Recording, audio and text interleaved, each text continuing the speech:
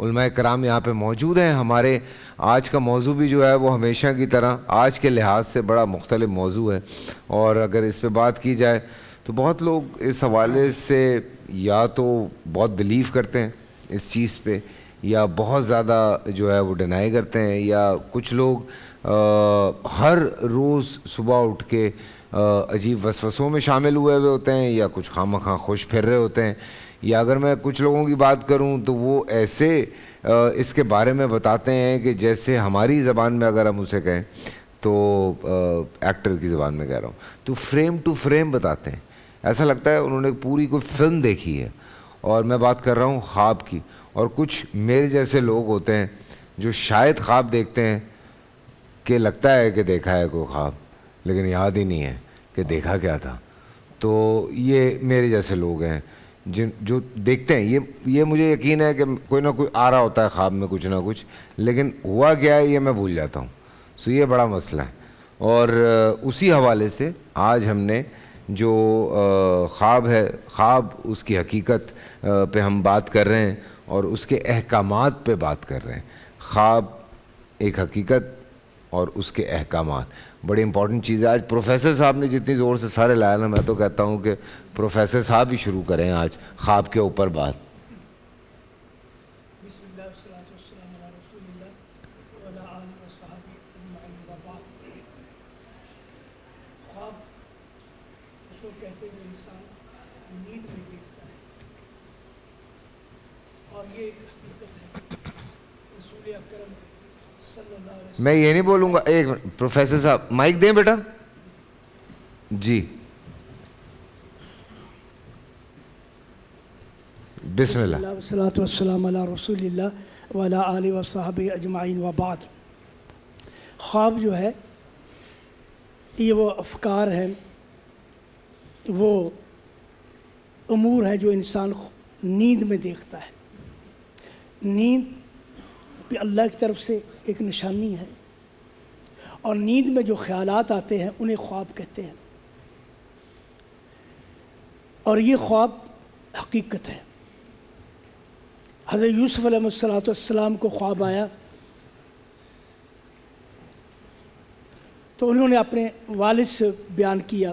ہاں, وَإِذْ قَالَ يُوسُفُ لِأَبِيهِ يَا أَبَتِ إِنِّي رَأَيْتُ أَحَدَ عَشَرَ إِنِّي رَأَيْتُ الشَّمْسَ وَالْقَمَرَ أَحَدَ عَشَرَ كَوْكَبًا وَالشَّمْسَ وَالْقَمَرَ رَأَيْتُهُمْ لِي سَاجِدِينَ. ابا جی میں نے خواب میں دیکھا مجھے 11 ستارے اور سورج اور چاند سجدہ کر رہے ہیں.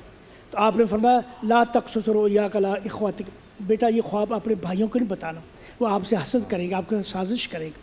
یہ حقیقت ظاہر ہوگی.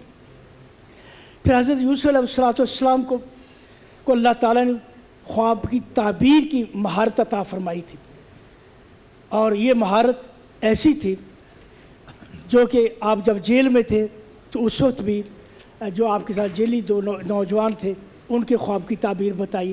پھر بادشاہ وقت جو خواب اس کی تعبیر بتائی. تو خواب جو ایک حقیقت ہے. رسول اکرم صلی اللہ علیہ وسلم نے فرمایا النبوہ وہی انتہا ہوگی, ختم ہوگی.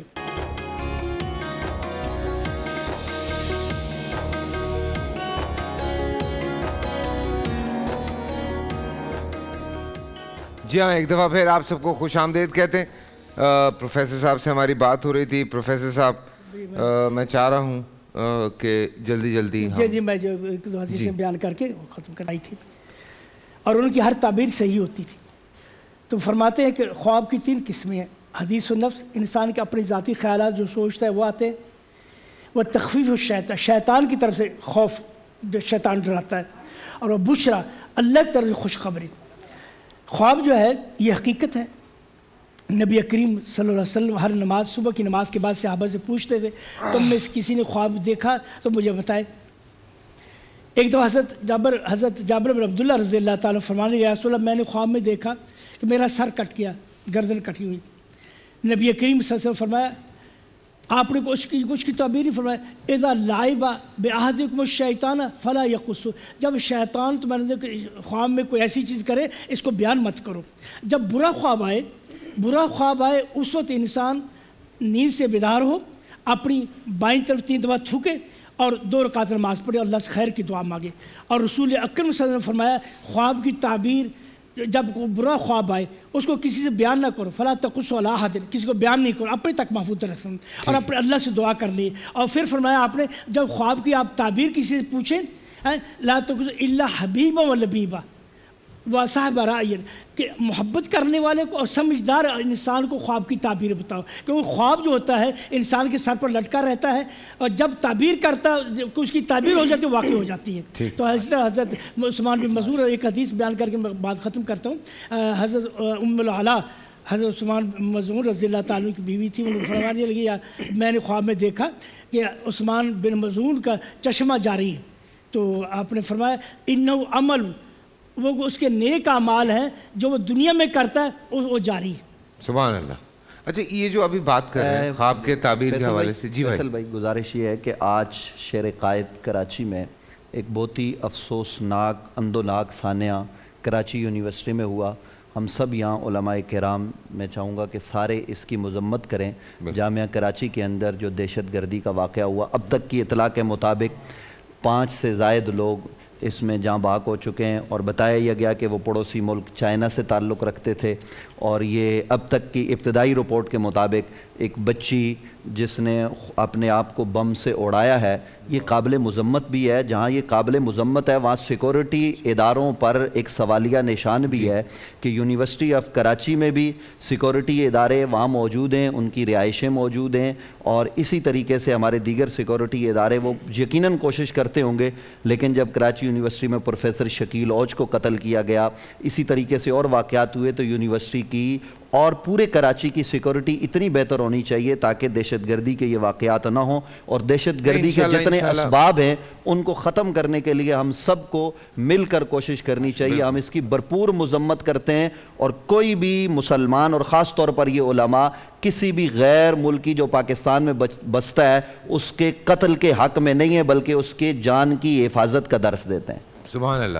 اچھا جی, میں اس سے پہلے کہ آگے بڑھتا ہوں مجھے ایک کال ابھی, جی کروائیے بات. السلام علیکم. السلام علیکم. وعلیکم السلام. جی آپ کوئی سوال پوچھنا چاہ رہی ہیں یا کوئی بات؟ جی میرا ایک سوال ہے جو مجھے دونوں شیعہ اور سنی صاحبان سے پوچھنا ہے مولانا سے. آپ دونوں کے لیے شاہ صاحب. یہ ہے سبجیکٹ ہے وراثت کا. اچھا. تو وراثت پہ ہم نے ضرور دیکھا ہے کہ سورہ نساء کی جو 3 آیات ہیں 11, 12 اور 176, اس میں جہاں پہ بھی جنرلی لکھا جاتا ہے کہ اس میں لکھا ہے کہ جہاں پہ بہن بھائیوں کے حقوق کا ذکر ہے وہاں اس سے پہلے یہ مینشن ضرور ہوا ہے کہ اگر کسی انسان کی اولاد نہ ہو. اولاد کا لفظ اردو میں یوز ہوا ہے, انگلش میں جنرلی چائلڈ اور آف اسپرنگ کا استعمال ہوا ہے. اسپیسیفیکیشن نہیں ہے بیٹا اور بیٹی میں, اولاد سچ یوز ہوا ہے.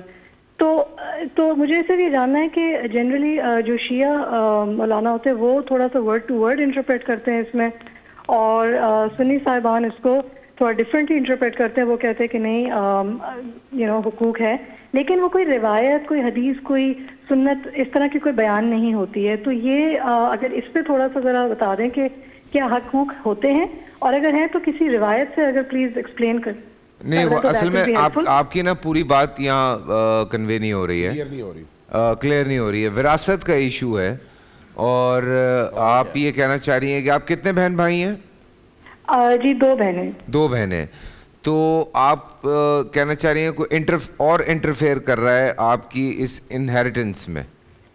مجھے صرف پوچھنا ہے کہ کیا والد صاحب کے بہن بھائیوں کا کوئی حقوق ہے یا نہیں ہے, اور اگر ہے تو پھر کسی طرح کے کوئی روایت یا کوئی حدیث سے اگر اچھا مجھے آپ ایک اور بات کی جواب دے دیں. یہ جو آپ کے والد صاحب کی جائیداد ہے یہ آپ کے والد صاحب کی ہے یا ان کے والد صاحب سے آپ کے والد صاحب کو ملی ہے؟ نہیں, والد صاحب کی صرف ہمارے والد صاحب کی ہے, ان کو کسی سے نہیں ملی ہے. ٹھیک ہے.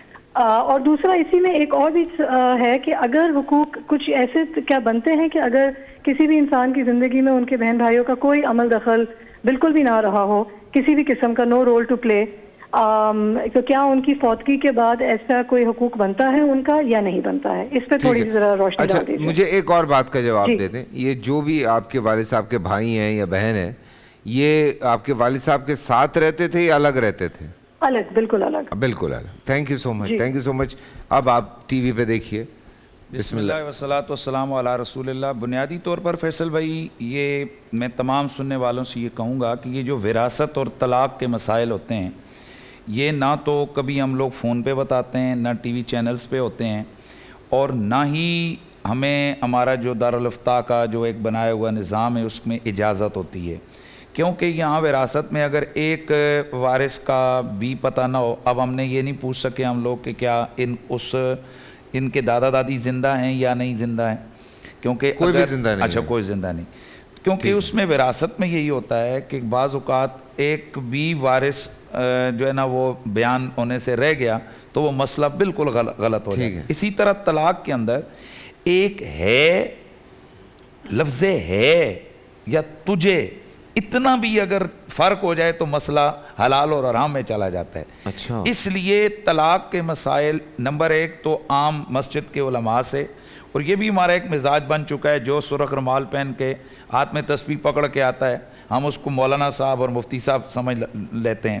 کوئی بھی اینی آؤ, کوئی مسجد کے اندر ہمارے امام صاحب ہوتے ہیں, امامت کا ہمارے اہل سنت کے ہاں اگر وہ صحیح قرات کر سکتا ہے اور صحیح وہ نماز کے مسائل جانتا ہے تو وہ امامت کروا سکتا ہے. لیکن اب اس کا یہ مطلب نہیں کہ وہ ڈیپلی جو فقہی مسائل ہیں ان سے بھی وہ واقف ہو.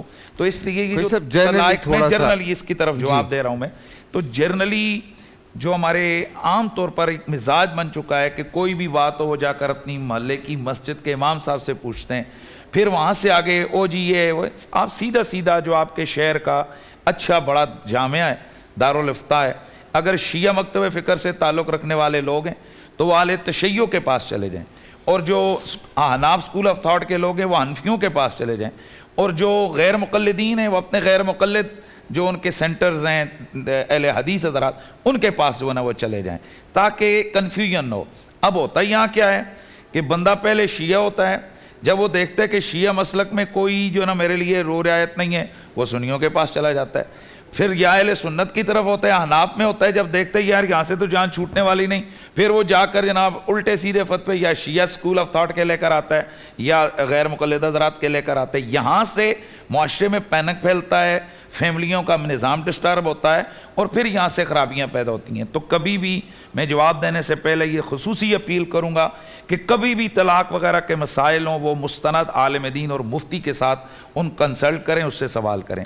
جو آپ نے بہن کا سوال اس نے پوچھا ہے, تو یہاں ایک بات ذہن میں رکھیں کہ کچھ چیزیں وہ ہوتی ہیں جو معاشرہ طے کرتا ہے, اخلاق طے کرتا ہے یا ہم لوگ طے کرتے ہیں, اور کچھ چیزیں وہ ہیں جو اللہ اور اس کے رسول نے طے کر دی ہیں. ان میں جن کو اللہ اور اس کے رسول نے طے کر دی ہے نہ ہم گھٹا سکتے ہیں نہ ہم ان میں بڑھا سکتے ہیں. تو وراثت کے مسائل میں بھی اسی طرح ہے کہ اللہ اور اس کے رسول نے جو ہمارے لیے بیان کر دی ہے ہم پابند ہیں کہ ہم اس کو اسی طرح سے فالو کریں. چاہے کوئی کسی کے ساتھ مثلا ایک بیٹا ہے ماں باپ کے ساتھ ساری زندگی جناب وہ نہیں رہا, اس نے خدمت نہیں کی ہے. اب جب ماں باپ کا ایک بیٹا ہے کہ جو ماں باپ کو ساری زندگی سنبھالتا رہا ہے, بڑا اس نے سلوک کی ہے, اب جب ماں باپ فوت ہو جائیں گے تو وراثت میں دونوں بیٹوں کا حق برابر ہے. یہاں یہ نہیں ہوگا جی اس نے سنبھالا ہے اس کو زیادہ ملے اور اس نے نہیں سنبھالا ہے اس کو کم ملے. یہ اللہ کے مقرر کردہ فریضے اور مقرر کردہ حصے ہیں. تو جو بہن نے سوال کیا اس کے مطابق یہ بڑا واضح سا قرآن و حدیث کے اندر موجود ہے. پتہ نہیں آپ کیسے کہتی ہیں کہ ریفرنس نہیں دیا جاتا, کہ یہاں دو جب بیٹیاں ہیں ان کا اور کوئی رشتہ دار نہیں ہے تو یہ دو بیٹیاں ہیں ان کو 3 میں سے 2 حصے ملیں گے, باقی جو اس کی بہن ہے اس کو عصبہ مال غیر کے طور پر باقی سارا مال اس کو مل جائے گا. تو یہ کلیئر سا مسئلہ ہے, اس میں نہ جانے اچھمبے کی کیا بات ہے. بہرحال یہ ہمارے احناف کا جو ہمارا سلسلہ ہے اس کے اوپر ہے. اگر آپ شیعہ اسکول آف تھاٹ سے تعلق رکھتی ہیں تو پھر آپ شیعہ اسکول آف تھاٹ کے جو علماء ہیں, اور اگر شہیدی صاحب آپ یہ کہہ رہے ہیں کہ اس کے 3 حصے بنیں گے. جی اصل یہ کل مال ہے اس کے 2/3 وہ تو مل جاتے ہیں نا بیٹیوں کو, اور جو باقی ہیں وہ چلے جاتے ہیں عصبہ کی طرف. یعنی ایک جرنل قانون ہے, اس کے مطابق 3 حصے ہوں گے اگر اس کا بیٹا نہیں ہے, ماں باپ نہیں ہے. اب اس کے لیے بہن کو ملیں گے.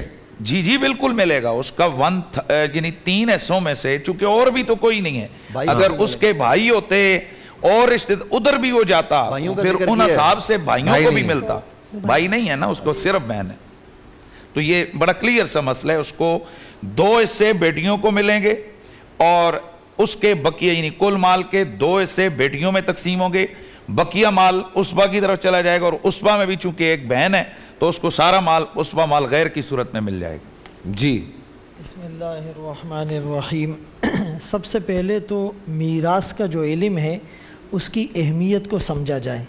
قرآن کریم میں 4 پارے میں سورۃ النساء میں تفصیل کے ساتھ اس کو بیان کیا گیا، اور میراث کے علم کو آدھا علم اور آدھا دین قرار دیا گیا، چونکہ آپ کے معاشرے میں جو بھی ڈس بیلنس ہوتا ہے تو وہ ان مسائل میں پراپر تقسیم نہ ہونے کی وجہ سے ہوتا ہے۔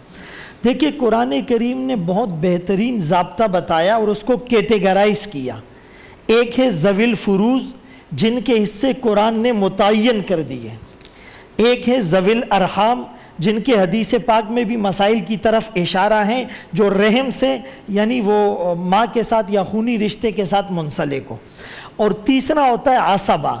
عصبہ وہ ہوتے ہیں جن کے حصے ذوی الفروض میں اور ذوی الارحام میں متعین نہ ہو تو ان کو بقیہ بچا ہوا ملتا ہے۔ پھر بعض صورتوں میں وارث وراثت سے محروم بھی ہو جاتا ہے، قتل کی وجہ سے محروم ہو جاتا ہے، بعض چیزوں کی وجہ سے عصبہ محروم ہو جاتے ہیں۔ یہاں پر جو مسئلہ ہے، جیسے مفتی صاحب نے کہا کہ کسی کا انتقال ہو جائے اور اس کی ایک بیٹی ہے، وَإِن كَانَتْ وَاحِدَةً فَلَهَا النِّصْفُ، قرآن صراحت کرتا ہے اس ایک بیٹی کو آدھا ملے گا، اور اگر وہ بیٹیاں 2 یا 2 سے زیادہ ہیں، چاہے 10 ہو، فَلَهُمَا الثُّلُثَانِ، تو ان بیٹیوں کو 2 ثلث ملیں گے۔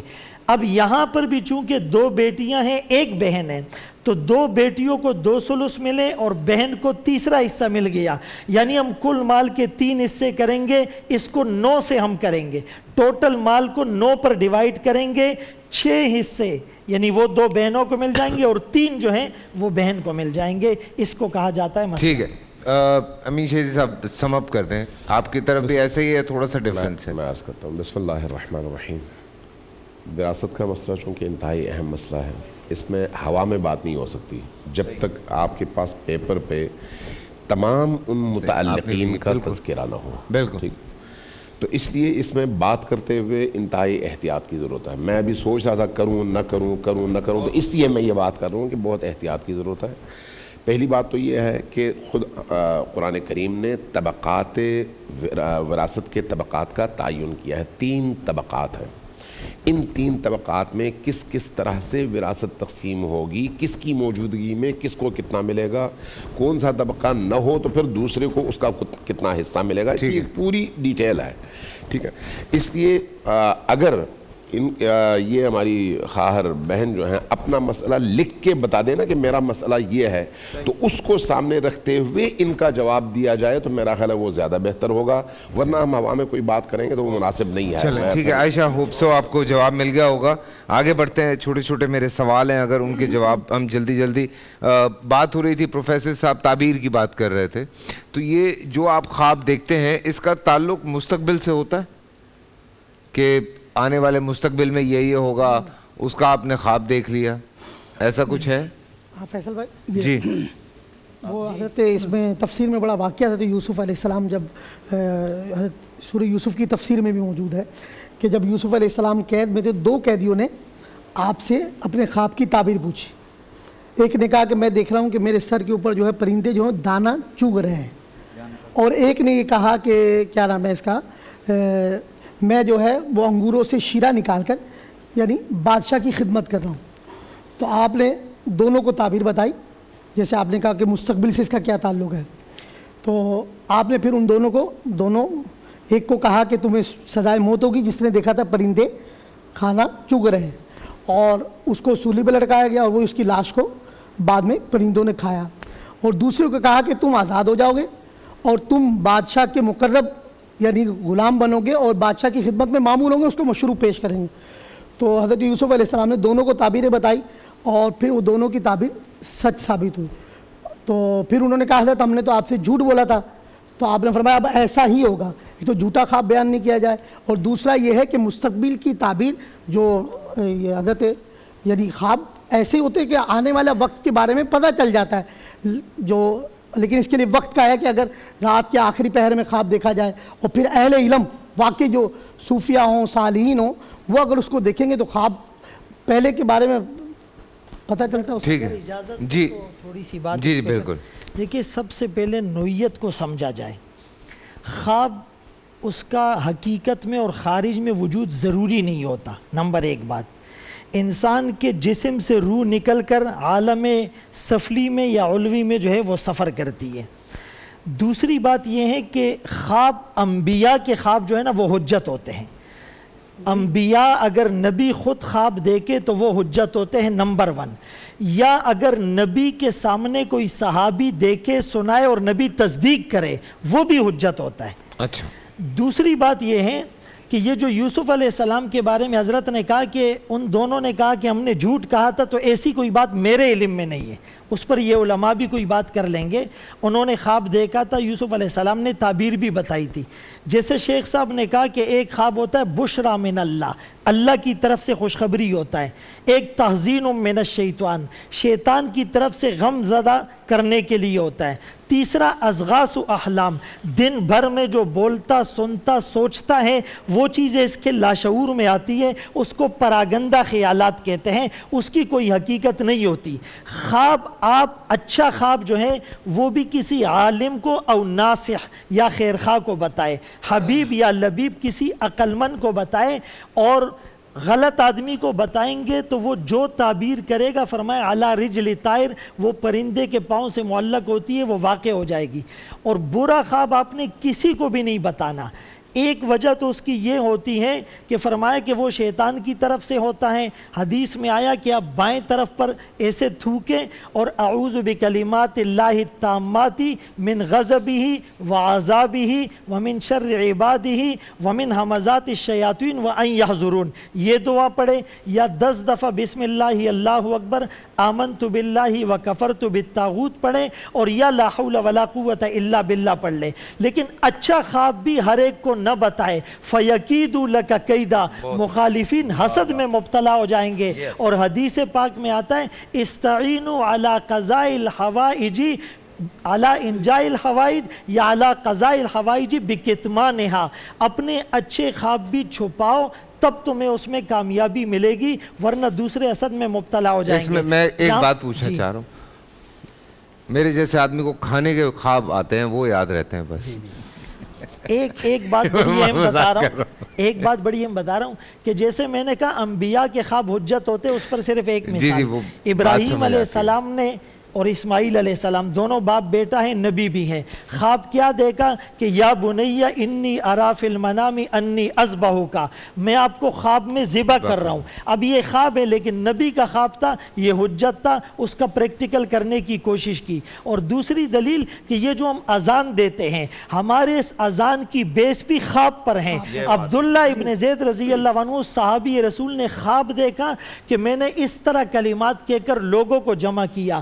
آقا نے اس کی تائید کی. تو آقا کے سامنے خواب بیان کرنا، آقا کی تصدیق کرنا، یہ بھی ہمارے لیے حجت ہوتا ہے. ماشاءاللہ ماشاءاللہ. اچھا میرے اور میں آگے بڑھ رہا ہوں تاکہ چھوٹے چھوٹے سوال کے جواب آ جائیں. لوگوں کے سوالات ہیں یہ کہ خواب میں بڑے لوگ دیکھتے ہیں، کسی کو مرتا ہوا دیکھ لیا، اس کی میت دیکھی، یا اس کو بیمار دیکھا، یا اس کو تکلیف میں دیکھا. آپ کسی اور انسان کے بارے میں اس طرح کے خواب دیکھتے ہیں تو اکثر یہ ہے کہ لوگ فون کر کے کہتے، ان کو بتا بھی دیتے ہیں کہ ہم نے آپ کے بارے میں یہ دیکھا ہے، آپ کوئی صدقہ اور اس طرح کی چیز کر دیں.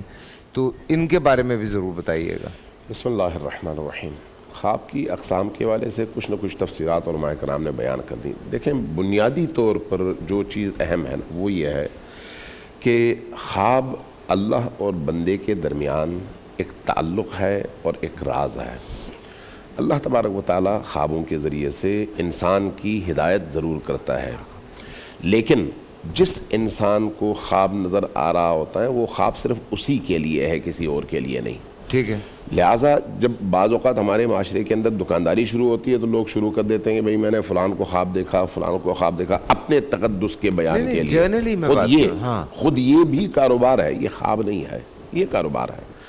لہٰذا یہ جو خواب کی اصل حقیقت ہے وہ تو ہے اللہ اور بندے کے درمیان تعلق. اور انسان جب پاکیزہ حالت میں سوتا ہے، سونے سے پہلے قرآن کریم کی تلاوت کر کے سوتا ہے، چار قل پڑھ کے سوتا ہے، آیت الکرسی پڑھ کے سوتا ہے، وضو کر کے سوتا ہے، تو یقیناً پاکیزہ ہو کر سوتا ہے۔ جب پاک و پاکیزہ ہو کر سوتا ہے تو پھر سچے خواب بھی دیکھتا ہے۔ اگر سچے خواب وہ دیکھتا ہے تو اس کا اثر اس کی اپنی زندگی پر ہے۔ اس خواب میں مستقبل کی نوید بھی ہو سکتی ہے، اس کے لیے رہنمائی بھی ہو سکتی ہے، کسی آنے والی مشکل اور مصیبت کے حوالے سے اس کو توجہ دلانے کا مقصد بھی ہو سکتا ہے، بہت سارے مقاصد ہو کسی سکتے کے بارے میں اگر خواب آ جائے اب اگر وہ کسی کے بارے میں خواب دیکھتا ہے تو دیکھنا پڑے گا نا کہ اس نے کس ٹائم پر خواب دیکھا، کس کیفیت میں تھا، آیا سحر کے موقع پہ تھا یا بالکل اول شب میں تھا، دن کے وقت تھا یا رات میں تھا، چونکہ خواب کا جو نتیجہ آپ نکالتے ہیں ان تمام چیزوں کی موجودگی میں نکالتے ہیں آپ۔ اسی لیے کہہ رہا ہوں کہ کوئی بندہ ایسے ہی نہیں بول سکتا کہ بھئی آپ کا خواب جو ہے اس کی تعبیر یہ ہے، ایسے ہی نہیں بولا جا سکتا۔ اس لیے بھی کہا گیا ہے کہ اپنے خواب دوسروں کو بیان نہ کرو، اپنے تک محدود رکھو۔ اگر تم نے کوئی برا خواب دیکھا فرض کریں تو جاؤ صدقہ دو، صدقہ دینے کے بعد بھول جاؤ، اللہ خود اس کا بندوبست کر دے گا۔ ٹھیک ہے۔ اب اگر میاں بیوی تو ڈسکس کر سکتے ہیں آپس میں ڈسکس کر سکتے ہیں، لوگوں کو بیان کرنے اور لوگوں کے بتانے کی بات کر رہا ہوں میں، لوگوں کو بتا کر ان کو پریشان نہ کیا جائے۔ کسی کے بارے میں اگر آپ نے کوئی برا خواب دیکھا ہے تو آپ جائیں صدقہ دیں، اس سے کہنے کی بجائے آپ خود صدقہ دیں۔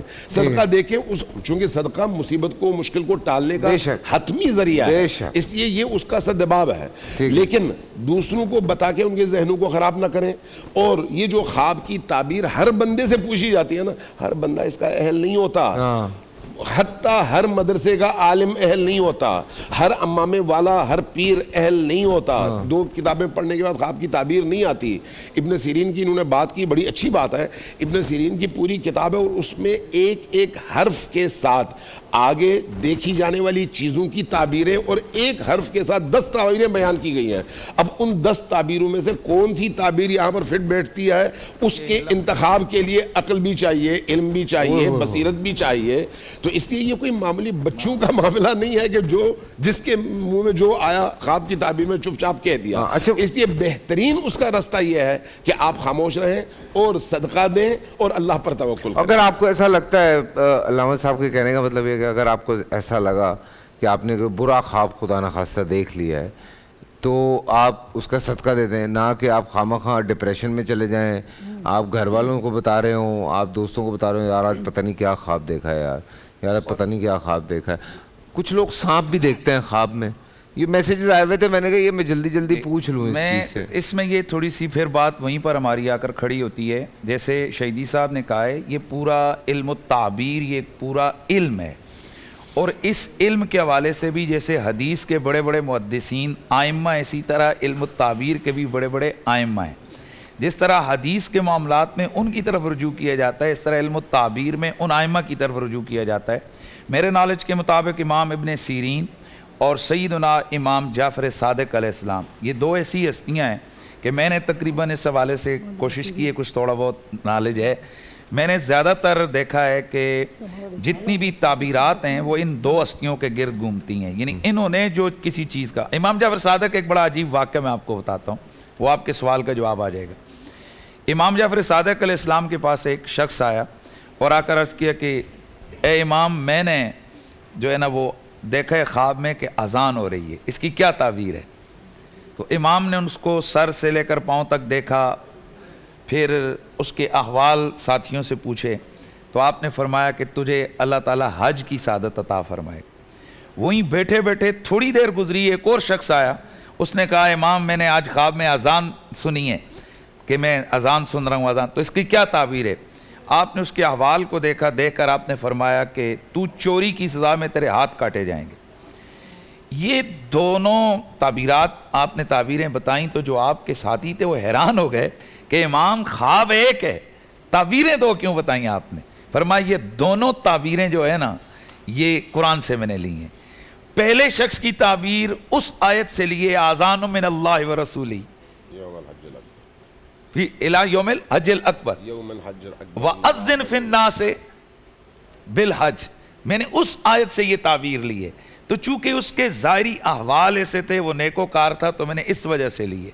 اور وہ جو دوسرا تھا اس کی میں نے وہ تعبیر اس آیت سے لیے سورہ یوسف کی کہ اذن مؤذن، ایک اذان دینے والے نے اذان یعنی ایت والعیر انکم لسارقون، تو کہا میں نے اس آیت سے یہاں تعبیر لیے کہ وہاں پر یہ کہا گیا نا کہ ایک اعلان کرنے والے نے اعلان کیا او قافلے والوں رکو تم میں سے کوئی چور ہے، پر میں اس کے ظاہری جو احوال تھے نا اس سے مجھے یہ سمجھ آئی کہ اس کے لیے یہ تعبیر ہے، اور جیسے آپ نے تعبیر بتائی ویسا ہی ہوا۔ تو میں یہ عرض کر دوں کہ یہ جیسے ہم بار یہ بتاتے رہتے ہیں، اور آج ماشاءاللہ یہ بہت بڑی بات ہے کہ ہمارے میڈیا سے بھی اس قسم کی چیزیں جو ہے نا وہ آن ایئر ہو جائیں، تو یہاں ہم پھر اپنے سننے والوں سے کہتے ہیں خدا کے لیے، خدا کے لیے، خدا کے لیے۔ جیسے آپ ڈاکٹر دل کا ذرا سا درد اٹھتا ہے تو آپ 2 4 دن کا ٹائم لینے کا لائنوں میں کھڑے ہو کر آپ صحیح اسپیشلسٹ کے پاس جاتے ہو کہ یہ دل کا مسئلہ ہے۔ شریعت کے معاملات میں، روحانیت کے معاملات میں بھی آپ اہمیت کو سمجھیں۔ تو اس لیے جو شہر کے سارے علماء بھی معبر نہیں ہوتے، یہ نہیں ہے کہ ایک عالم ہے وہ نیک سیرت اور نیک اخلاق ہے تو وہ تعبیر بھی صحیح بتائے گا، اس کے لیے بنیادی طور پر علوم ہونا ضروری ہیں۔ پھر اسی طرح ذکی ہونا اس عالم کے لیے کہ وہ جو نا دور کی، جیسے امام جعفر صادق کا لفظ اذان سے کہاں لے ہے، ہمارے بزرگ اسی طرح گزرے ہیں، تو وہ ہر تعبیر کے لیے نا قرآن سے استدلال کرتے تھے، ہر تعبیر کے لیے، یعنی جو چیز آتی ہے تعبیر۔ تو جو آپ نے ابھی سانپ کے حوالے سے کہا، تو یہ امام جعفر صادق علیہ السلام کی جو تعبیرات ہیں کچھ تھوڑا بہت ذہن میں یاد ہوتا ہے اس کے حوالے سے، اور امام ابن سیرین آپ فرماتے ہیں کہ یہ جو سانپ ہے یہ دشمن پر دلالت کرتا ہے، اور دشمن کی پھر آگے امام جعفر صادق علیہ السلام نے 6 صورتیں لکھی ہیں کہ یا تو اس کی تعبیر ہے کہ آپ کے اوپر جادو کے حوالے سے سلسلہ ہونے لگے، یا آپ کے مال کو لینے کی کوشش کی جانے لگی ہے، یا اس کے والے آپ کی جان کو خطرات ہونے لگے۔ لیکن بات پھر وہی ہے کہ یہ خواب دیکھا کب ہے، کس صورت میں؟ اگر دن کو وہ ڈرامہ دیکھتا رہا ہے جس میں سانپ پکڑ رہے تھے، ٹھیک ہے، اور پھر یہاں پہ ایک اور بات میں آپ کو بتاؤں گا، حیران ہو جائیں گے، تعبیر میں کھانا بھی میٹر کرتا ہے کہ آپ رات کو کھا کر کیا سوئے، یعنی اگر آپ نے گرم غذا کھائی ہے تو وہ اس کا نتیجہ یہ ہوتا ہے کہ آپ کے نفس کے، آپ کے معدے کے بخارات اٹھ کر آپ کے دماغ میں خیالات کا انبار لگا دیں گے، اس حوالے سے تعبیر اور ہو جاتی ہے۔ چھوٹا سا بریک سے آتے ہیں۔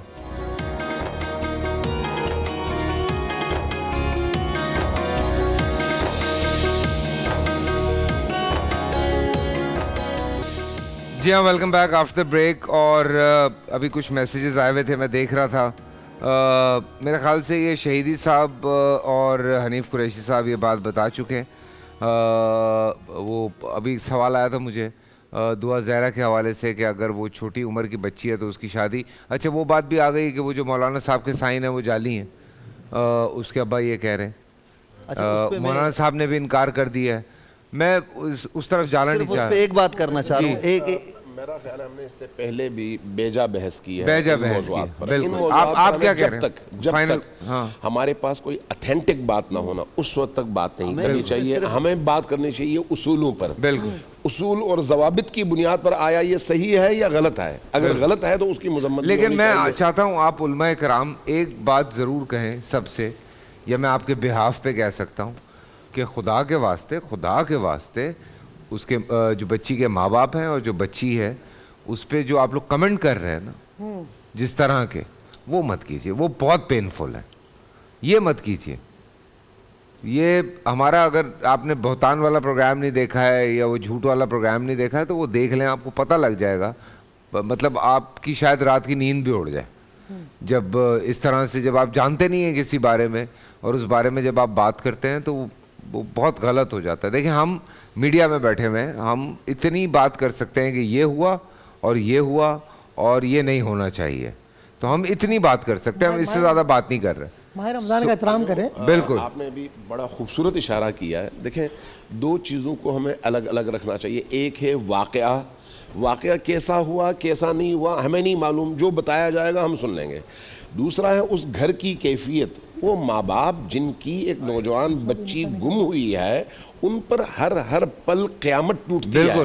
لہٰذا اس طرح کی چیزوں میں اتنی آسانی کے منہ کھولنا اور جو منہ میں آئے ماں باپ کو پتہ نہیں کیا کچھ بول رہے ہیں, بچے کو پتہ نہیں کیا کچھ بول رہے ہیں, ان کے لیے قیامت ہے. ابھی کسی چینل پہ میں ابھی دیکھ رہا تھا کہ والدین نے جو موقف پولیس کا تھا اس کے مقابلے میں اپنے شادی کا فارم شو کیا, جی بالکل بے فارم دکھایا, بچی کا پاسپورٹ دکھایا, بچی کا پاسپورٹ دکھایا, شناختی کارڈ دکھایا, ان سب کے مطابق 13 سال کچھ مہینے اس کی عمر بنتی ہے.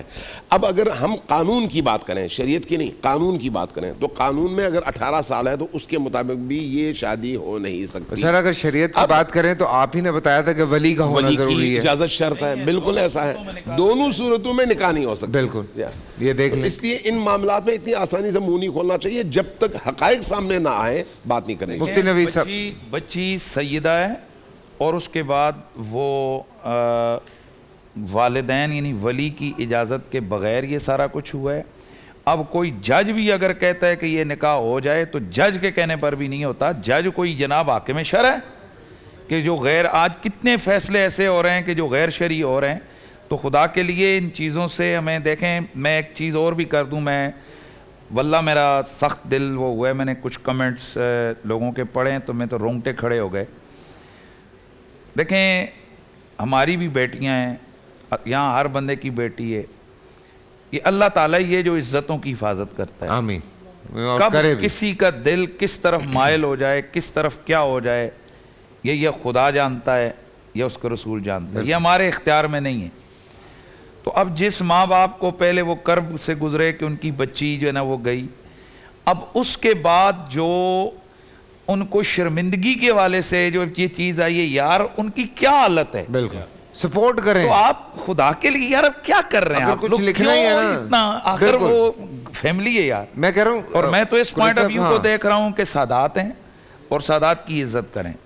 کوئی صاحب میں یہ کہہ رہا ہوں کہ اگر کچھ کرنا ہی ہے نا تو سپورٹ کریں ان کو, بالکل ان کا ساتھ دیں, ان کو سپورٹ کریں. میرا میڈیا بھی چھوڑ دے بریکنگ ہے, ضروری اس کو بار بار ریپیٹ کیا جائے, اس کو چھوڑ دیں. ان کے گھر کا مسئلہ حل ہو گیا, ان کو پتہ چل گیا, اب بریکنگ نیوز پہ بریکنگ نیوز وہ چل ہی رہا ہے. تو میڈیا سے بھی کہوں گا کہ اس کو روک دیں. جو بیچارے بھوکے مرے ان کو دیکھ لیں, غربت کو دیکھ لیں, جو قتل ہو رہے ہیں ان کو دیکھ لیں, یہ معاملات دیکھ لیں, اس کو کلوز کریں تاکہ ہر بہن بیٹی کی عزت اور پاک دامنی کا خیال رکھا جائے.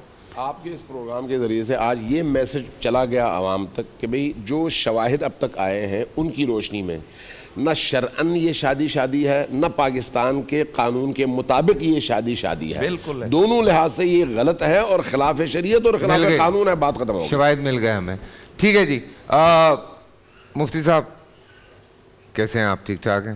اچھا, میرا ایک بڑا امپورٹنٹ سوال ہے جو میں چاہ رہا ہوں آپ, میں تو خواب دیکھ رہا تھا کہ آپ مجھ سے پوچھیں گے اور میں اس کی تعبیر, اور دیکھیں میں وہ پوری کر رہا ہوں. پلیز خواب کو خواب ہی رہنے دیں. جی شاہ صاحب. بھائی انہوں نے ہمیں کہا ہے کہ خواب کی تعبیر پوری نہیں بتانی, ابھی تو بتایا انہوں نے. پروفیسر صاحب نے بھی یہی کہا, فضل سبحان صاحب نے بھی یہی کہا, مفتی صاحب نے بھی یہی کہا, اور فوراً بتا بھی دی تعبیر. میں نے پوچھی بھی نہیں, بغیر پوچھے بتانی چاہیے. یار میرا تو بڑا سیریس سوال تھا یار, میں تو بڑی پیاری بات پوچھنا چاہ رہا ہوں. ایک بڑی پیاری بات ہے یار جو میں پوچھنا چاہ رہا ہوں آپ سب سے. دیکھیں یہ ہر مسلمان کی خواہش ہے, اور شاید یہ خواہش ہر دل میں بار بار امنگ پیدا کرتی ہے, اور شاید یہ خواہش ہم سب کے دلوں میں بار بار اٹھتی ہے کہ کیا ہمارے پیارے آقا حضور اکرم صلی اللہ علیہ وسلم کو ہم خواب میں دیکھ سکتے ہیں. خواہش ہے سب مسلمانوں کی. بسم اللہ الرحمن الرحیم. فیصل قریشی صاحب, جو پہلے گفتگو ہو رہی تھی اکثر نبی رحمت صلی اللہ علیہ وآلہ وصحبہ وبارک وسلم کا نام آنے سے ایک دم ہی ماحول بدل گیا ہے, اور ایک عجیب سی کیفیت طاری ہو گئی. کوئی مسلمان ہو اور اس کی یہ خواہش نہ ہو, تمنا نہ ہو کہ نبی علیہ السلام خواب میں آئیں, تو وہ مسلمان کیسا؟ ہر ایک کی تمنا ہے, ہر ایک کی خواہش ہوتی ہے کہ آقا کریم صلی اللہ علیہ وآلہ وسلم وبارک وسلم کا دیدار ہو جائے. صحابہ تو اپنے زمانے میں نبی علیہ السلام کے پیچھے نماز پڑھتے ہوئے وہ حالت نماز میں بھی حضور کو دیکھا کرتے. अल्लाह अकबर. حدیث میں موجود ہے کہ آقا کریم صلی اللہ علیہ وآلہ وسلم نماز پڑھا رہے ہیں اور صحابہ کرام علیہم الرضوان نبی علیہ السلام کے چہرے کو دیکھ رہے ہیں. حضرت سیدنا ابو بکر صدیق امامت کروا رہے ہیں اور نبی علیہ السلام اپنے بیماری کے ایام میں پردہ ہٹاتے ہیں, اس کی آواز پہنچتی ہے تو صحابہ ادھر اللہ کی عبادت کرتے ہوئے پلٹ کے مصطفیٰ کے چہرے کو دیکھتے ہیں, کیونکہ ان کے پیش نظر تو نبی علیہ السلام کا چہرہ ہی تھا. وہ چہرہ وہ ہے کہ جو قرآن ہم پڑھتے ہیں تو قرآن مجید فرقان حمید کی تلاوت بھی ثواب ہے, اور حضور کے چہرے کو دیکھنا وہ بھی ایک تلاوت ہے, اور صحابہ صبح و شام وہ تلاوت کیا کرتے تھے. ہم امتی بہت بعد میں آئے, ہم نے نبی علیہ السلام کا زمانہ نہیں پایا, اور جب نبی علیہ السلام کا زمانہ نہیں پایا تو اب نبی علیہ السلام نے ہمارے حوالے سے ہماری عظمت بھی بیان کی ہے کہ بڑی وہ خوبصورت بات ہے نوید بھائی. میں چاہ رہا ہوں یہ ہم کنٹینیو کریں اور اسی پہ آج شو ختم کریں گے. چھوٹا سا بریک سے واپس آتے ہیں. یہ بڑی میں نے ایک خواہش ظاہر کی, اور یہ خواہش ہر مسلمان کی ہے, ہر ایک کی خواہش ہے یہ. سو اس کے حوالے سے ہمیں مفتی صاحب کچھ بتا رہے تھے. ہر مسلمان کی یہ آرزو, یہ تمنا اور یہ خواہش ہے کہ آقا کریم صلی اللہ علیہ وآلہ وسلم کا دیدار ہو جائے, اور نبی علیہ السلام اگر کرم فرما دیں امتی پر اور وہ اپنا چہرہ دکھا دیں تو یہ بہت بڑا انعام ہے. امتی کے لیے اس سے بڑا انعام نہیں ہو سکتا. بالکل. اور یہ بات بھی ہمیں ذہن میں رکھنی چاہیے کہ جس نے نبی رحمت صلی اللہ علیہ وآلہ وسلم کو خواب میں دیکھا اس نے حضور علیہ السلام کو ہی خواب میں دیکھا, کیونکہ نبی علیہ السلام نے خود فرمایا شیطان میری صورت میں نہیں آ سکتا. اللہ اکبر. یعنی شیطان ویسے تو بہت سارے کام خواب میں آپ کے ساتھ کر سکتے ہیں, لیکن میرے نبی صلی اللہ علیہ وآلہ وسلم کا وہ مقام, وہ مرتبہ ہے کہ آپ کی صورت شیطان اختیار نہیں کر سکتا. تو جو امتی حضور کو دیکھے گا, حضور علیہ السلام نے خود کرم فرمایا کہ میں تیرا نبی ہوں, یا امتی کو پتہ چلا کہ یہ نبی ہیں تو وہ نبی ہی ہیں, وہ کوئی اور نہیں ہے. اور پھر حضور انور صلی اللہ علیہ وآلہ وسلم کا یہ فرمان بھی ہمیں پیش نظر رکھنا چاہیے, اور یہ کہ نبی علیہ السلام کے حوالے سے یہ روایت ہم تک پہنچتی ہے, اگرچہ اس پر کلام ہے, لیکن کہ نبی علیہ السلام نے فرمایا جس نے خواب میں مجھے دیکھا اس نے مجھے ہی دیکھا, اور جس نے مجھے خواب میں دیکھا عنقریب وہ مجھے جاگتی آنکھوں سے دیکھے گا. اور یہ روایت ہمیں ملتی ہے, اور اس پر بزرگوں نے صراحت کی ہے کہ ساری زندگی اگر کوئی آدمی نبی علیہ السلام کو خواب میں دیکھے پھر جاگتے نہ دیکھ سکے تو وقت وصال وہ نبی رحمت صلی اللہ علیہ وآلہ وسلم کو دیکھ لے گا, نبی علیہ السلام کرم فرمائیں گے. تو یہ آپ نے بڑی اہم بات کی ہے, ہر امتی کی یہ خواہش ہے. تو اس کے لیے ہمیں ضروری نہیں ہے کہ نبی کرم فرمائیں تو وہ گناہگار کے خواب میں بھی آ سکتے ہیں, وہ گناہگار امتی پر بھی مہربانی کر سکتے ہیں. اور اس طرح کی روایتیں ہمیں ملتی ہیں اسلاف سے کہ ان کے ہاں کسی پر کسی معمولی عمل کی وجہ سے نبی علیہ السلام نے کرم فرما دیا. ہمارے یہاں بغداد کا ایک قصہ ہے, کتابوں میں لکھا ہوا ہے, اور یہ فضیلت کی بات ہے, اس پر کوئی جرا کوئی کلام والی بات نہیں ہے, کہ ایک شخص نے جو نان مسلم تھا نبی علیہ السلام کی اولاد کی عزت کی, ایک خاتون کی عزت کی. اس نے کہا میں نبی کی بیٹی ہوں, تو نبی علیہ السلام کی اولاد کی عزت اور ان کو کھلانے کی برکت کہ رات نبی علیہ السلام اس کافر کے خواب میں تشریف لے آئے اور وہ کلمہ پڑھ کے مسلمان ہو گیا. یہ نبی علیہ السلام کرم فرما دیں تو اس کے لیے امتی کو یہ چاہیے کہ وہ کوشش کرتا رہے. وہ کوشش کیا کرے, وہ کثرت سے نبی علیہ السلام پر صبح و شام درود و سلام کے نذرانے پیش کرے. جمعۃ المبارک کے دن نماز جمعہ کے بعد, عصر کے بعد وہ نبی علیہ السلام کی ذات پر درود و سلام پڑھے تو کسی وقت بھی کرم ہو سکتا ہے. اور اس کرم کے لیے کون امتی نہیں چاہے گا کہ اس پر ہو. ہم سب کی یہ خواہش اور یہ تمنا ہے, اور میری یہ دعا بھی ہے کہ رمضان المبارک کے ان بابرکت ایام کے صدقے اللہ مجھے, آپ کو اور سب سننے والوں کو اپنے نبی کا دیدار نصیب فرمائے. اور یہ فیصل بھائی خواب کے سلسلے میں جو ہمارا آج موضوع ہے, خواب ہمیشہ ایسے عالم کو بتانا چاہیے جو کتاب و سنت کا عالم ہو, سمجھدار ہو اور آپ سے محبت کرنے والا ہو. دیکھیے بعض خواب ہوتے ہیں بظاہر ایسے نظر آتے ہیں جیسے صحیح نہیں, لیکن اس کی تعبیر کچھ اور ہوتی ہے. انہی خوابوں میں سے خواب ہے کو زبیدہ جو کہ ہارون رشید کی بیوی تھی، ملکہ تھی، ان کو خواب آیا تھا. ان کو خواب کیا آتا ہے کہ ساری دنیا مجھ سے برا کر رہی.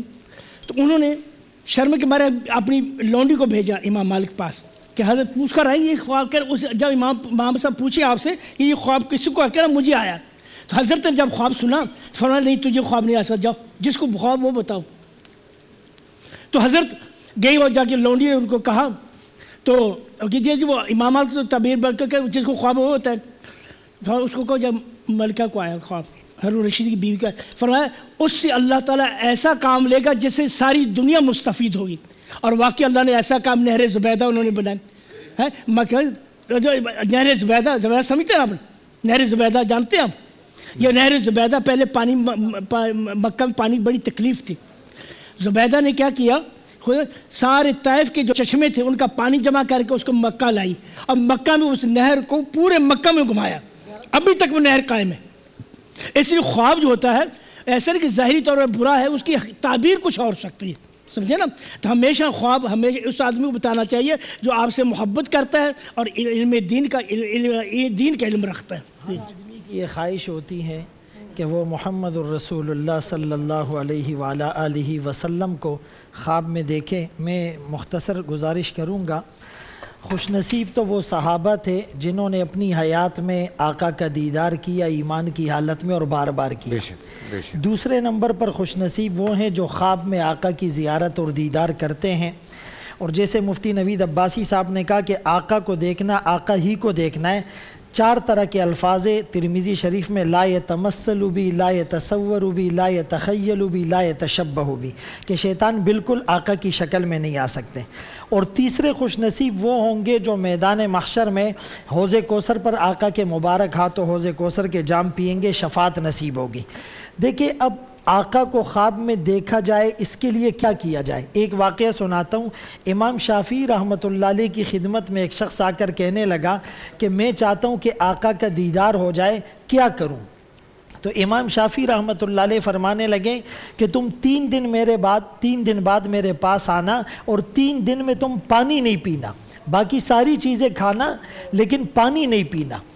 تو 3 دن کے بعد جب وہ امام شافعی رحمۃ اللہ علیہ کی خدمت میں آیا کہ حضرت اب آپ بتائے آقا کے دیدار کا کیا طریقہ ہے؟ تو فرمایا طریقہ تو میں نے بتا دیا. اس نے کہا آپ نے تو کچھ نہیں بتایا. کہا میں نے کیا کہا تھا؟ کہا کہ جی 3 دن تک آپ نے پانی نہیں پینا. کہا اس کا نتیجہ اور اثر کیا ہوا؟ کہا بیٹھتا ہوں تو پانی، کھڑا ہوتا ہوں تو پانی، لیٹتا ہوں تو پانی، ہر چیز میں مجھے پانی ہی پانی ذہن پر سوار ہو گیا ہے. فرمایا آقا پر اتنا درود بھیجو کہ ہر وقت تمہاری زبان درود سے تر رہے. امام عاصم کوفی رحمۃ اللہ علیہ ان کے ہونٹوں سے خوشبو آتی تھی.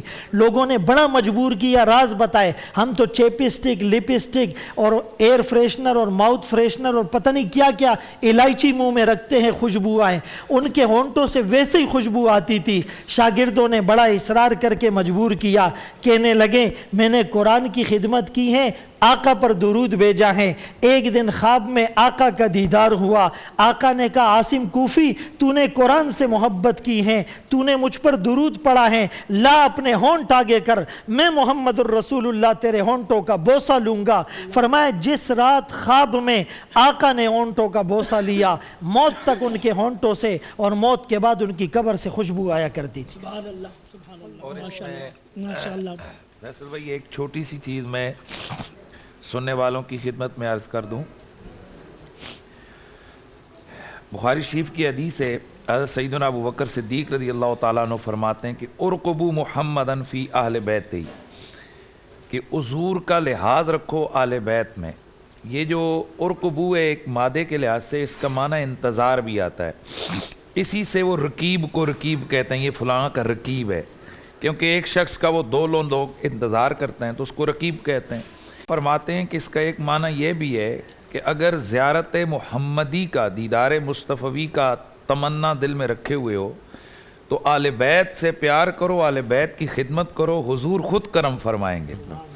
اور ایسے 20 واقعات تاریخ میں، سیرت میں موجود ہیں کہ جو لوگ سادات کی خدمت کرتے رہے، سادات کی عزت کرتے رہے، سادات کے بچوں کا خیال کرتے رہے، اللہ کے رسول نے انہیں خود بخود ان پر کرم فرمایا۔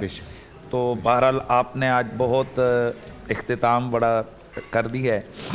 اس میں شاہ عبدالحق محدث دہلوی رحمۃ اللہ تعالیٰ علیہ، آپ نے عشق رسول کو بڑھانے کے جو ذرائع لکھے ہیں ان میں سے ایک انہوں نے لکھا ہے کہ درود شریف پڑھیں آپ کثرت سے، دوسرا انہوں نے لکھا ہے کہ حضور کا میلاد شریف، میلاد کا مطلب ہوتا ہے کہ حضور کی سیرت و صورت کے تذکرے، حضور کے حسن و جمال کی باتیں، حضور کے معجزوں کی باتیں، تکلم تبسم کی باتیں، دہن بدن بطن زکن کی باتیں، حضور کے سینے پسینے مدینے کی باتیں، حضور کے جلال و جمال کے تذکرے، حضور کے صحابال کے تذکرے، حضور کا ذکر کریں۔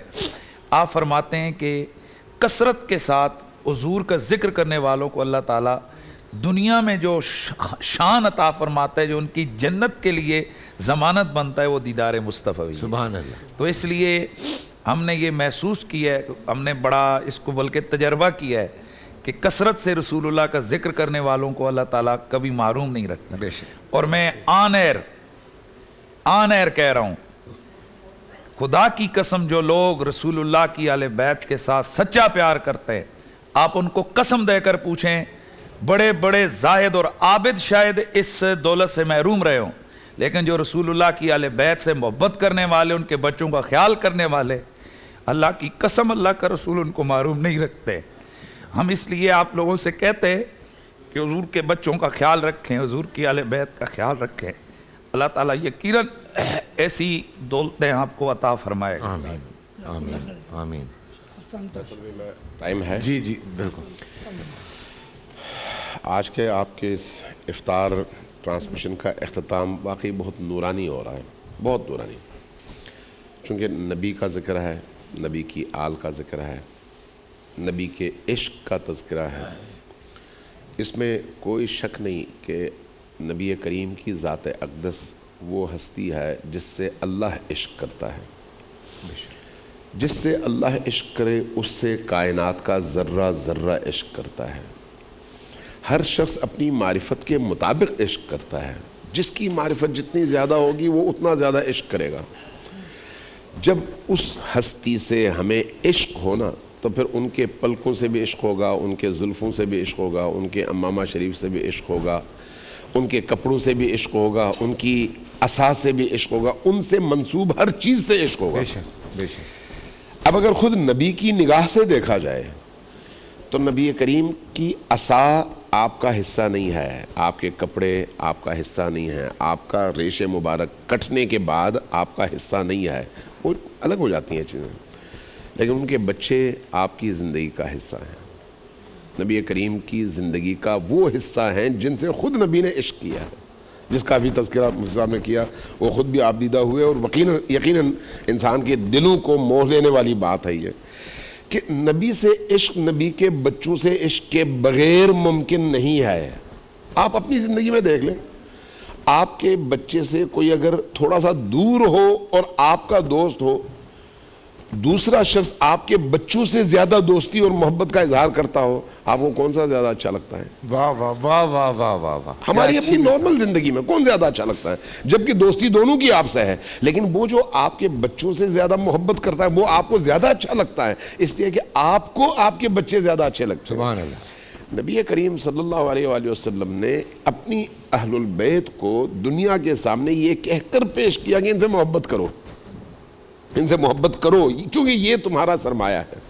قرآن کریم نے بھی اس اہل البیت کی محبت کو رسول اللہ کی رسالت کے اجر کے طور پر بیان کیا کہ مجھے کوئی اور اجر نہیں چاہیے، ان بچوں سے محبت کرو، میرے گھر والوں سے محبت کرو۔ سبحان اللہ۔ اس لیے یہ جو عشق رسول ہے اس کا مقدمہ وہ عشق آل رسول ہے۔ سبحان اللہ۔ اسی لیے ہمارے ہاں تمام مسالک میں یہ متفقون علیہ بات ہے کہ آل رسول کا احترام باقیوں کی نسبت زیادہ ہے، اگرچہ وہ گناہ گار ہوں، اگرچہ وہ خطا کار ہوں، ان کی خطاؤں کی وجہ سے ناراض ہو اپنی جگہ، لیکن ان کے جد کی وجہ سے ان کا احترام کرو۔ سبحان اللہ۔ شاہ صاحب آپ کا حصہ اور اس کے بعد دعا کروا دیں آج. اللہ بس دعا کروا دیں بڑی والی. مفتی صاحب نے بڑی پیاری بات کی, میں اسی بات کو آگے بڑھاؤں گا. صحیح بات ہے, حضور کی جو اہل بیت ہیں, جو سادات ہیں, خاص طور پہ جو غریب مفلس ہیں, ان کو زکوٰۃ وہ نہیں لے سکتے, سفید پوش ہیں, غیرت مند ہیں, ان کے گھروں میں جائیں, اور اس کی تصویریں بنانے کی ضرورت نہیں, ذکر کرنے کی ضرورت نہیں, اور آپ حضور کی محبت کی وجہ سے, حضور کی اہل بیت ہونے کی وجہ سے ان سے محبت کریں. اور دوسری بات کہ ادب, جتنا ادب ہوگا سرکار علیہ السلام کی ذات کا, صحابہ کا, اہل بیت کا, علماء کا, مساجد کا, مقدس مقامات کا, جب ادب عشق کا پہلا کرینہ ہی ادب ہے, تو تیری جب کہ دید ہوگی جبھی میری عید ہوگی, تیری جب کہ دید ہوگی جبھی میری عید ہوگی, میرے خواب میں تم آنا مدنی مدینے. تو اصل میں تو عید اسی کی ہے جو حضور کے جلوے دیکھا. تو اللہ کرے کہ ہم سب یہ تہیہ کریں, اپنے دل میں یہ بات بٹھا لے کہ ہم حضور کے جلوے دیکھیں. تو حضور تو بڑے غنی ہیں سر, وہاں تو انکار ہے ہی نہیں, تو وہاں سے منگتا تو خالی پہنچتا نہیں, اس بارگاہ میں انکار ہے ہی نہیں. تو حضور کی بارگاہ میں کبھی کوئی خالی ہاتھ نہیں جاتا تھا. تو اگر ہم سچی لگن کے ساتھ درود پاک کی کثرت کرتے ہوئے اور اپنے نفس کو, دل کو جھوٹ, غیبت, چغلی, حسد, بغض, کینہ, نفرت, عداوت, ظاہری اور باطنی گناہوں سے بچ جائیں, اور حضور علیہ السلام پر کثرت سے درود پاک پڑھیں, ہاتھ باندھ کر, کھڑے ہو کر, بیٹھ کر, جب بھی. اور آخری بات, میں سو جاؤں یا مصطفیٰ کہتے کہتے, کھلے آنکھ صلی اللہ کہتے کہتے. ایک بزرگ نے یہ نسخہ بتایا کہ جب آپ رات کو سونے لگے, سونے کا مطلب آدمی مر رہا ہے, اللہم باسمک اموت واحیا, تو درود پاک پڑھے اللہ کے حبیب کی بارگاہ میں صلی اللہ علیہ وسلم. اور جب سو کے اٹھے تو اب آغاز ہو رہا ہے, اٹھتے ہی اللہ کے رسول صلی اللہ علیہ وسلم پر درود پاک پڑھے. فرمایا یہ عمل ایسا ہے کہ اللہ تعالیٰ پردے ہٹا دیتا ہے, حضور کے جلوے نصیب ہوتے ہیں. تو اللہ تعالیٰ ہمیں حضور کا سچا عشق عطا فرمائے. آئیے قبولیت کے لمحات ہیں, اور سحر افطار میں بھی دعا کی کثرت کریں. بسم اللہ الرحمن الرحیم. اللہم صلی صلاة کاملہ وسلم سلاما تاما علی سیدنا ومولانا محمد وعلی آل سیدنا محمد وآباء سیدنا محمد وأجداد سيدنا محمد وأزواج سيدنا محمد وذريات سيدنا محمد وأهل بيت سيدنا محمد وأصحاب سيدنا محمد صلى الله عليه وآله وسلم الذي تنحل بالعقد وتنفرج بالقرب وتقضى بالحوائج وتنال بالرغائب وحسن الخواتيم ويستسقى الغمام وجه الكريم وعلى آله وأصحابه في كل لمحة ونفس بعدد كل معلوم لك. یا اللہ یا اللہ یا اللہ. اے کریم, ہمارے اعمال تو ایسے نہیں, مالک ہمارے اعمالوں کی طرف نہ دیکھ, تجھے تیرے پیارے محبوب کا واسطہ صلی اللہ علیہ وسلم. اے اللہ تیرے حبیب کی گریہ وزاری کا واسطہ, تیرے پیارے محبوب صلی اللہ علیہ وسلم کی مہمان نوازی کا واسطہ, تیرے محبوب کے سخی ہونے کا واسطہ. اے کریم تیرے پیارے حبیب کے گھرانے کا واسطہ, اہل بیت اطہار, مخدومہ کائنات, سیدہ طیبہ طاہرہ ماں خاتون جنت حضرت فاطمہ الزہرا سلام اللہ علیہا و ابیہا کا واسطہ, سیدہ کے بچوں کا واسطہ. اے اللہ ہمارے پاس کچھ نہیں, یہ سخیوں کا گھرانہ ہے. اے مالک ہمارے آنکھوں سے, ہمارے وجود سے اے اللہ گندگیوں کو پاک کر کے پردے ہٹا دے, اپنے محبوب کا جلوہ عطا کر دے. اے اللہ اپنے محبوب کا سچا عاشق بنا دے, عشق رسول کی خیرات دے دے. الہی بحق کے بنی فاطمہ کہ برکول ایمان کنی خاتمہ, اگر دعوت امرد کنی ور قبول منو دست و دامان آل رسول. اے اللہ عشق رسول کا جہم پلا دے, اپنے محبوب کا سچا عاشق بنا, ہمارا خاتمہ ایمان پر ہو. حرمین طیبین کی حاضری نصیب فرما, پاکستان کو سلامتی عطا فرما. وصلی اللہ علی سیدنا و نبینا و حبیبنا محمد وعلی آلہ وصحبہ.